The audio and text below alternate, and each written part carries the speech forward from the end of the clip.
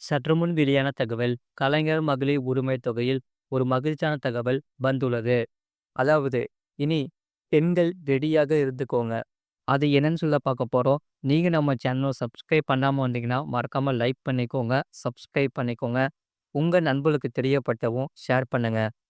அதாவது கலைஞர் மகளிர் உரிமை தொகை திட்டத்திற்கு புதிதாக விண்ணப்பித்தவர்களுக்கு ஒரு முக்கிய தகவல் வந்துள்ளது. அதை பற்றி இங்கே பார்ப்போம். வீடியோவை முழுமையாக கேளுங்க.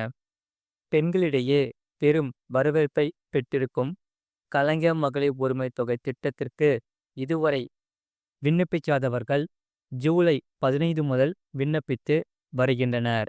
அந்த வகையில் இந்த திட்டத்தில் பயனாளிகளாக இல்லாதவர்கள் உங்களுடன் ஸ்டாலின் முகாமில் கலந்து கொண்டு இந்த கலைஞர் மகளிர் உரிமை தொகை திட்டத்திற்கான விண்ணப்பித்து வருகிறார்கள். இதனால் ஏற்கனவே உங்களுடன் ஸ்டாலின் முகாமில் மட்டுமே கலைஞர் மகளிர் உரிமை தொகை விண்ணப்பங்கள் கிடைக்கும். இது தொடர்பாக தமிழ்நாடு அரசு ஏற்கனவே பல வழிகளில் மக்களுக்கு தகவல் தெரிவித்துவிட்டது. இதனால் அனைத்து மக்களும் மகிழ்ச்சியோடு இருக்கின்றனர். ஒவ்வொரு மாவட்டத்திலும் பகுதி வாரியாக நடக்கும் இந்த முகாமில் இதுவரை விண்ணப்பிக்காதவர்கள் கூட இந்த உங்களுடன் ஸ்டாலின் முகாமில் கலந்து கொண்டு நீங்களும் விண்ணப்பிக்கலாம். உங்களுக்கும் இந்த கலைஞர் மகளிர் உரிமை தொகை திட்டத்திற்கு விண்ணப்பிக்கலாம் என்று சொல்லப்படுகிறது. இது ஒரு புறம் இருக்க, புதிதாக கலைஞர் மகளிர் உரிமை தொகை திட்டத்திற்கு விண்ணப்பித்தவர்களுக்கு ஒரு மிகப்பெரிய மகிழ்ச்சியான தகவல் வந்துள்ளது. அது என்னவென்றால், இது ஏற்கனவே பெறப்பட்டுள்ள கலைஞர் மகளிர் உரிமை தொகை விண்ணப்பங்களை அரசு பரிசீலிக்க தொடங்கிவிட்டதாம். தகுதியான பயனாளிகளை அடையாளம் காணும் பணிகள் இப்போது நடைபெற்று வருகிறது. ஆகையால் ஏற்கனவே விண்ணப்பித்தவர்களின் தகுதியான பயனாளிகள் யார், தகுதியில்லாத பயனாளிகள் யார் என்ற விவரத்தை அரசு விரைவில் வெளியிடப் போகிறது. அதாவது விண்ணப்பித்தவர்களுக்கே தெரியப்படுத்த போகிறது. இதனால் இந்த பணிகள் முடிவடைந்தும் பகுதியாக தகுதியான பெண்கள் இந்த கலைஞர் மகளிர் உரிமை தொகை திட்டத்தில் அதிகாரப்பூர்வமாக சேர்க்கப்பட உள்ளன. அதன் பிறகு எப்போது ரூபாய் 1000 அவர்களது வங்கி கணக்கில் செலுத்தப்படும் என்பதை அரசு அதிகாரப்பூர்வமாக அறிவிக்கும் என்று சொல்லப்படுகிறது. ஆகையால் எப்படி இருந்தாலும் சரி, இம்மாத இறுதிக்குள் முதல் கட்டமாக இந்த கலைஞர் மகளிர் உரிமை தொகை திட்டமானது விரிவாக்கம் செய்வது தொடர்பான அறிவிப்பானது விரைவில் அரசிடமிருந்து வெளியாக வாய்ப்புள்ளது என்று கூறப்படுகிறது. அது மட்டுமில்லாமல் இதுதான் கடைசி அகவிலைப்படி உயர்வு. 1 கோடி ஊழியர்களுக்கு சர்ப்ரைஸ் கொடுக்கும் ஒரு முக்கியமான தகவல் வெளியாகி உள்ளது. அதாவது மத்திய அரசு ஊழியர்கள் மற்றும் ஓய்வூதியதாரர்களுக்கு 7வது ஊதிய குழுவின் கீழ் வழங்கப்படும் கடைசி அகவிலைப்படியானது அகவிலைப்படி உயர்வு ஆகஸ்ட் 15ஆம் தேதி அறிவிக்கப்படலாம் என எதிர்பார்க்கப்படுகிறது. அதாவது ஜூலை 2025க்கான இந்த அகவிலைப்படியானது மற்றும் அகவிலை நிவாரண உயர்வை சுமார் 1 கோடி ஊழியர்களுக்கும் ஓய்வூதியதாரர்களும் ஆவலுடன் எதிர்பார்த்துள்ளன. இந்த உயர்வு ஜூலை மாதம் முதல் நடைமுறைக்கு வந்தாலும் அதற்கான தொகை வழக்கமான பண்டிகை காலமான அக்டோபரில் ஊழியர்களின் கணக்குகளில் வரவு வைக்கப்படும்.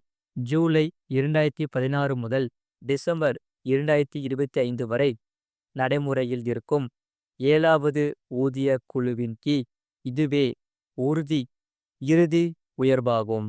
அதன்படி பார்க்க போனால் இதன் மூலம் சுமார் 33 லட்சம் ஊழியர்களும் மற்றும் 66 லட்சம் ஓய்வூதியதாரர்களும் நேரடியாக பயனடைவார்கள்.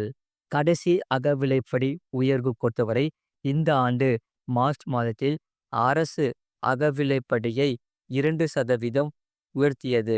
இதன் விளைவாக அடிப்படை ஊதியத்தில் 53% இருந்த அகவிலைப்படியானது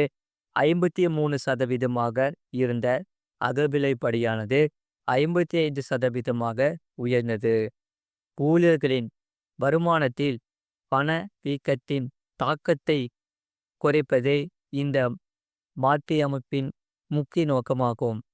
அந்த வகையில் ஜூலை 2025க்கான அகவிலைப்படி உயர்வானது தொழில்துறை தொழிலாளர்களுக்கான நுகர்வோர் விலை குறியீட்டின் அடிப்படையில் கணக்கிடப்படுகிறது.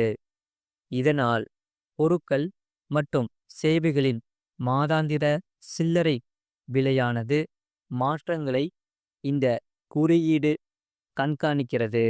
மற்றும் இது எப்போது வருது அகவிலைப்படி உயர்வு என்று சொல்லப்போனால், இதற்கான ஜூலை 2026 முதல் நடைமுறைக்கு வரவிருக்கும் 8வது ஊதிய குழுவானது அனைவரின் கவனமும் குவிந்துள்ளது. இருப்பினும் மத்திய அரசு இன்னும் அதன் விதிமுறைகளை இறுதி செய்யவோ அல்லது உறுப்பினர்களை நியமிக்கவோ இல்லை. 8வது ஊதிய குழுவின் அமலாக்கத்தில் 1.5 முதல் 2 ஆண்டுகள் வரை தாமதம் ஏற்படலாம் என்று நிபுணர்கள் கருதுகின்றனர். இந்த தாமதம் ஏற்பட்டால் ஊழியர்கள் இடைப்பட்ட காலத்திற்கான நிலுவைத் தொகையை பெறும் வாய்ப்புகள் உண்டு. மற்றும் 7வது ஊதிய குழு முடிவதற்குள் அகவிலைப்படி 60% உயர்ந்தால் புதிய கட்டமைப்பின் கீழ் சம்பளம் சுமார் 14% வரை அதிகரிக்கக்கூடும் என்று தெரிவிக்கப்பட்டுள்ளது. மற்றும் புதிய ஊதிய குழு அமல்படுத்தப்படும் போது அகவிலைப்படி 0 மீட்டமைக்கப்படும். உதாரணமாக 2016இல் 7வது ஊதிய குழு வருவதற்கு முன்பு அகவிலைப்படி அடிப்படையில் ஊதியத்தில் 125% எட்டியிருந்தது. மற்றும் 8வது மத்திய ஊதிய குழுவானது 8வது மத்திய ஊதிய குழுவில் உருவாக திட்டமிட்டதை விட தாமதம் ஆகலாம் என ஒதுக்கப்பட்டுள்ளது.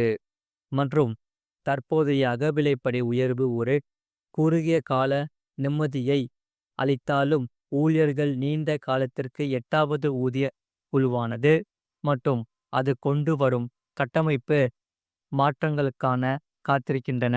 இது போன்ற செய்திகளை உடனுக்குடன் அறிந்து கொள்ள மறக்காம சேனலை சப்ஸ்கிரைப் செய்யுங்கள். மற்றவர்களுக்கு தெரியப்படுத்த ஷேர் செய்யுங்கள்.